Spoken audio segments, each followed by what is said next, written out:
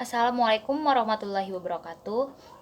Nama saya Lili Sophia Nuresti dari Teknik Pertanian Genap 2019 dengan NIM J1B 019 050. Di sini saya akan menjelaskan tugas-tugas yang telah diberikan oleh dosen pengampu mata kuliah Mesin Industri Pertanian.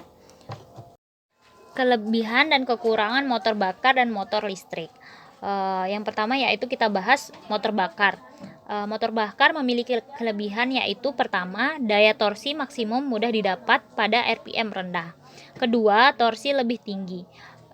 Ketiga, mampu membawa beban berat dan pandai memanjat. Keempat, yaitu mesin lebih kokoh. Kelima, relatif lebih efisien dengan kapasitas mesin yang sama. Keenam, tidak ada komponen penyalaan sehingga lebih sedikit komponen yang tahan lama. Terakhir yaitu lebih tahan terhadap genangan air. Adapun motor bakar memiliki kekurangan yaitu getaran dan suara mesin terasa lebih kasar. Kedua, akselerasi terasa lebih lambat. Ketiga, daya maksimum yang lebih rendah. Dan terakhir, tidak cocok untuk operasi pada RPM tinggi. Selanjutnya yaitu kelebihan pada motor listrik. Yang pertama yaitu motor listrik tidak perlu ganti oli. Kenapa begitu? Dari motor listrik ini berbeda dengan motor yang masih menggunakan bahan bakar.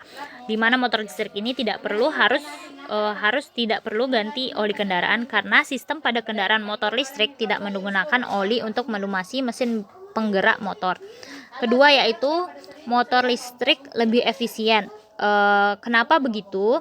Kita tidak perlu harus mengisi bahan bakar kendaraan ketika ingin menggunakan motor. Sedangkan jika kita beralih menggunakan motor listrik, kita hanya perlu untuk mengisi daya baterainya saja. Yang ketiga yaitu motor listrik mengurangi polusi udara. Karena salah satunya untuk mengendalikan polusi udara akibat mesin konvensional yang semakin merajalela di berbagai negara.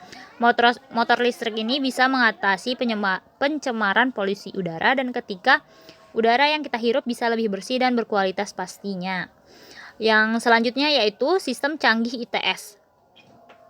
ITS yaitu Intelligent Transport System, yang mana sistem ini merupakan salah satu sistem keamanan yang berfungsi untuk pengereman kendaraan dan teknologi ini yang selalu dikembangkan untuk mendukung perkembangan motor listrik.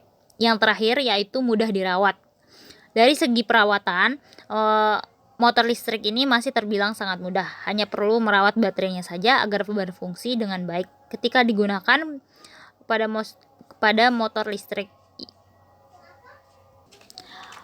Motor listrik tidak hanya memiliki kelebihan saja, namun memiliki kekurangan, yaitu yang pertama, tenaga yang terbatas. Mengapa demikian? Untuk jarak tempuh yang cukup jauh, motor ini kurang tepat jika kita gunakan, karena motor ini hanya terbantu dari ketahanan baterai motor saja, sehingga sangat tidak diperuntukkan untuk perjalanan jauh. Kedua yaitu butuh mengisi daya baterai.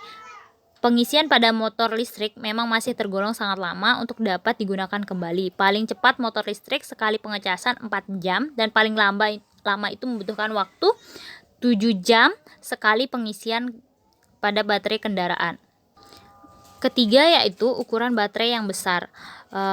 Untuk penyimpanan daya listrik yang besar harus memakan ukuran baterai yang besar pula. Hal ini pun menjadi kendala yang menurut kami masih belum bisa ditemukan solusinya. Yang keempat yaitu harga baterai yang cukup tinggi. Di Indonesia sendiri belum bisa menciptakan baterai sendiri, sehingga bagi pemilik kendaraan akan kesulitan ketika mengalami kerusakan pada baterai. Untuk membeli barunya harus memesan dari luar negeri. Fitur keamanan. Dari segi keamanan, kendaraan motor ini masih tergolong sangat rendah. Tidak tersedianya fitur yang bisa mengontrol kendaraan melalui jarak jauh seperti adanya pelacak kendaraan yang bisa mengetahui aktivitas kendaraan hanya dengan melalui smartphone. Fitur ini merupakan hal yang wajar sebab motor listrik menjadi salah satu motor masa depan di Indonesia. Sekian yang dapat saya sampaikan. Kurang lebihnya mohon maaf. Wabillahi taufik wal hidayah. Wassalamualaikum warahmatullahi wabarakatuh. Terima kasih.